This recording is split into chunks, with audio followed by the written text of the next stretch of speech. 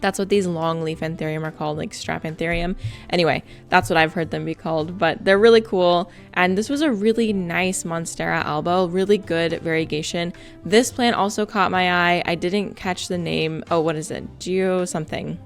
You can pause if you want to read that. Again, with these voiceovers, I'm so bad at just like saying the name of a plant just outright. I have to like really think about it. And that's why I tend to not say plants names very often unless I have the plant or unless I've like planned and looked up the pronunciation and all that kind of stuff, because I don't want to embarrass myself, right? Anyway, this pot really caught my eye, and the entire reason we're here is for pots. So we're gonna take a look around, and of course my eye got distracted by some more beautiful alocasia for a really great price. Look at that, it's so beautiful. Anyway, when I'm out shopping for pots, I typically gravitate towards pots that already have a drainage hole. A lot of the pots here and a lot of decorative pots in general don't have a drainage hole, and that kind of hindered me from getting certain things on this shopping trip.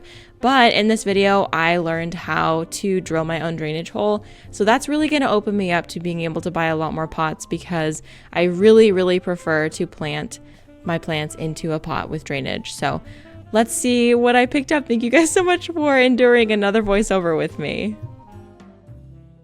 Okay, we are back home, and it is kind of the end of the day, so I'm kind of battling with the sun.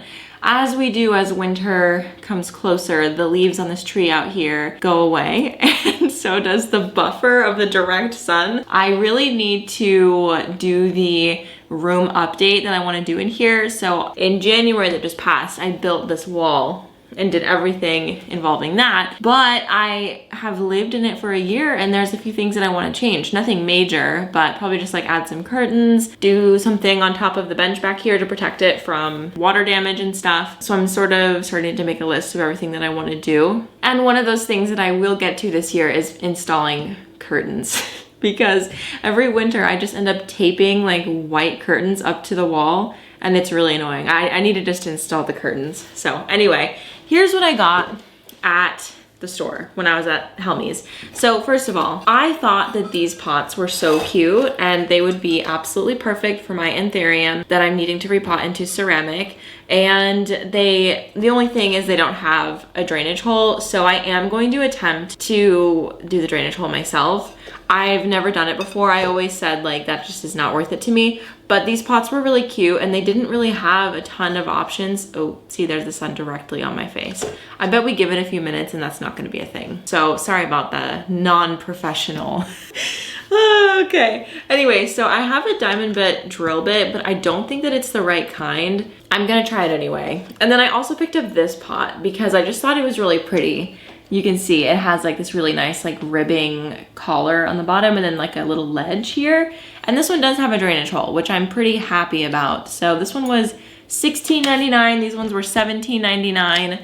And then I found this really cute little mushroom. It's a wicker mushroom. You guys, come on. Like, this is going in the plant room. I don't have any fall decor in here, but this is my fall decor for this room now.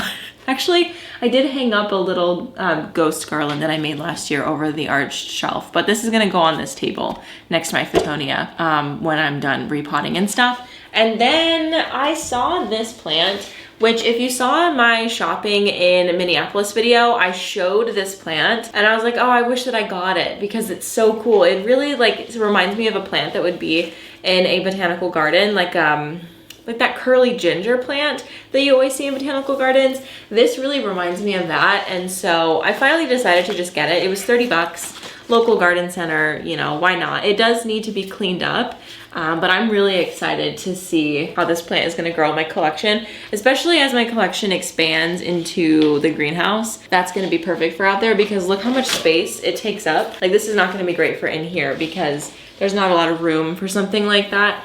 But yeah, in the greenhouse, it'll just be perfect. So I'm really excited. And then for the ficus pots, which is like the entire reason I went out, or one of the main reasons why I went out, I got 2 of these. And I think these were $40 each. I didn't see a price. But for both of them, it was $95, which is so expensive. But yeah, I'm not gonna have to repot the plant for like probably 2 years after I put it in this. I'm sure that it'll be really happy. And if it doesn't end up liking it and it's like too big of an upgrade, because I'm looking at it and they are in 8-inch pots currently, and this is probably like a 14-inch pot. So I might have made an error, maybe. We'll see.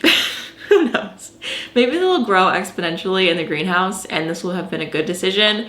But yeah, again, we're just gonna have to see. So I got this. I got 2 of them for my ficus tonique and then this ficus burgundy back here. And then the fiddly fig is in a pot that's a good size for it. I think that it could go probably through the winter and maybe next spring I might have to repot it, but I put it in that pot last year and I don't know, I'll double check it just to make sure, but if it does need a new pot, I'll probably just go buy another one of these so that they can all be matching. Let's take a moment to talk about today's sponsor, Green Chef. So as we know, cozy season is making its appearance, and with it, my motivation to make more home-cooked meals has returned. Honestly, I cannot argue with the fact that there are few things more cozy than a meal cooked with love that fills the home with a warm and tasty smell. Oh my gosh, I can just picture it right now. Green Chef is my favorite way to make home-cooked meals, and to sweeten the deal, they are a CCOF certified organic company, and they have options for a variety of lifestyles, including paleo and keto, vegan, vegetarian, fast and fit, Mediterranean, and gluten-free, and you can mix that up in your boxes if you want. Green Chef makes it easy to enjoy the flavors of fall with their premium ingredients paired with pre-made sauces, and honestly, their sauces and their spice blends hit every single time. And also, it's worth mentioning that Green Chef now has new 10-minute lunches available that make lunchtime easy and have no cooking required. So if you're working in the office and still want an easy, well-balanced lunch, without adding a ton to your to-do list and your nightly routine, Green Chef has you covered. So if you'd like to check out Green Chef for cozy fall meals, you can use my code DELAPLANTS135 to get $135 off across 5 boxes, plus free shipping on your first box. You can go to greenchef.com for more details. So I guess we're gonna start with what seems scary, and we're going to drill these holes real quick, and then we'll get to the repotting. So I'm gonna go get my drill and diamond bit. Okay. Got the drill with the bit. I was trying to get my camera to focus on this, but I don't know if it will because it's kind of dark. But normally you're supposed to put like masking tape in an X over... Koopy, what are you doing? Koopy is like sniffing that plant. Anyway, you're supposed to put like masking tape in an X. I don't know where my masking tape is, but this is pretty similar. So I just don't know, you guys. I'm so scared to do this. I've drilled so many things in my life, but never like ceramics. And I think you're supposed to go in at an angle. Let's just go for it. Okay. Okay, it's just moving.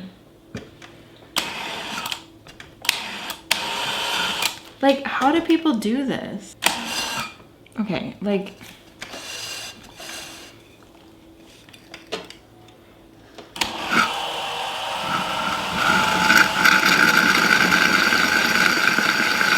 Oh my God, something's happening. Ah!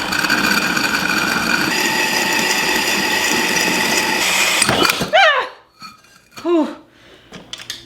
Okay, I did it. That was so stressful, but we did it. Okay, so the key is to go slow and let the drill bit kind of like carve a hole, like a little rivet, and then it won't slip all over the place because as you saw, it did kind of act a little slippery at first. I don't know, and I don't even know if the tape did anything, but now that I've successfully done it with the tape, I probably will never do it another way.